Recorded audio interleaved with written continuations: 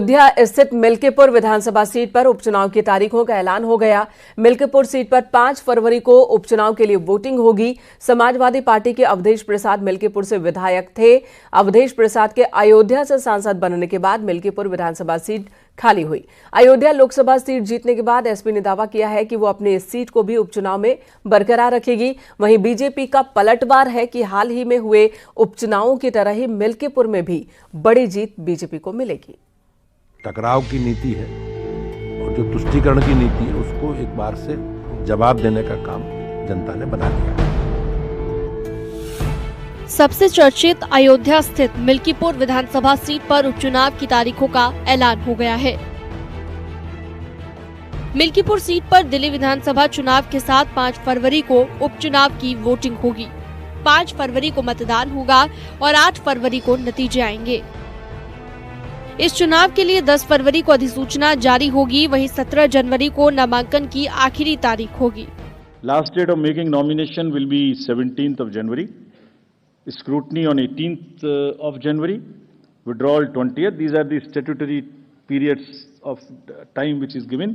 Date of poll is 5th and counting is 8th, and 5th again we have very deliberately kept. We are doing elections in by polls also. in Milkipur in UP की 9 सीटों पर हुए उपचुनाव के बाद एक बार फिर से एसपी और बीजेपी में फाइट देखने को मिलेगी। मिल्कीपुर सीट पहले एसपी के पास थी और इस सीट से एसपी के अवधेश प्रसाद विधायक थे। उनके फैजाबाद से सांसद बनने के बाद ये सीट खाली हो गई, जिसके बाद अब इस सीट पर उपचुनाव हो रहा है। एसपी ने इस सीट से अवधेश प्रसाद के बेटे अजीत प्रसाद को उम्मीदवार बनाया है। हालांकि बीजेपी की तरफ से अभी तक प्रत्याशी के नाम पर कोई फैसला नहीं हो सका है। मिल्कीपुर उपचुनाव पर अखिलेश यादव का कहना है कि कुंदरकी और मीरापुर उपचुनाव में वोटों की लूट हुई। सरकार ने पुलिस के जरिए वोटों की लूट की और अब मिल्कीपुर का दावा किया जा रहा है। वहीं बीजेपी प्रदेश अध्यक्ष भूपेंद्र चौधरी मिल्कीपुर उपचुनाव में बड़े अंतर से जीत दर्ज करने का दावा कर रहे हैं। कुंदरकी का जो वोट की लूट हुई, जो पुलिस प्रशासन के माध्यम से वोट पड़वाए गए, जो वीडियो निकले, तस्वीरें आई, उससे आम जनमानस जान गया कि इन्होंने चुनाव नहीं कराया, इन्होंने पुलिस के माध्यम से वोट लूटे हैं।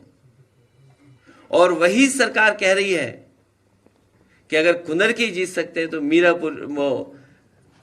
मिल्कीपुर क्यों नहीं। विधानसभा के उपचुनावों में लोगों ने उस भ्रम को निकाल फेंका है और उत्तर प्रदेश में भारतीय जनता पार्टी 9 में से 7 सीटें बड़े अंतर से जीती है। और इस बार भी निश्चित रूप से जनता ये दिखा देगी कि आज की जो स्थिति है, समाजवादी पार्टी की जो विभाजनकारी और टकराव की नीति है और जो तुष्टीकरण की नीति है, उसको एक बार से जवाब देने का काम जनता ने बना लिया। बीजेपी अपनी पूरी ताकत मिल्कीपुर में झोंक चुकी है। बीते 45 दिनों में सीएम योगी आदित्यनाथ अयोध्या के 15 दौरे कर मिल्कीपुर जीत की सियासी बिसात बिछा चुके हैं। अब 6 मंत्रियों को तैनात किया गया है। वहीं एसपी का कहना है कि सीएम योगी कितना भी दौरा कर लें, मिल्कीपुर की जनता ने मन बना लिया है।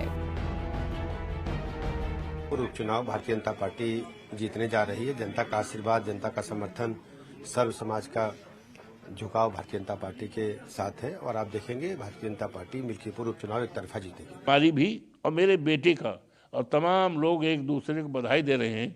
समाजवादी पार्टी के कार्यकर्ता मिठाइयाँ बंट रही हैं कि बहुत अच्छा है, और अजीत भैया को और माननीय अखिलेश यादव जी को इतने वोट से यहाँ से जिता देंगे कि 27 में जब विधानसभा का चुनाव होगा तो उस चुनाव का जीत का रास्ता मिल्कीपुर से बनेगा। अयोध्या वाली सीट पर लोकसभा चुनाव में बीजेपी को एसपी के अवधेश प्रसाद के हाथों हार का सामना करना पड़ा था, जिसके बाद अब मिल्कीपुर सीट बीजेपी के लिए नाक का सवाल बनी हुई है।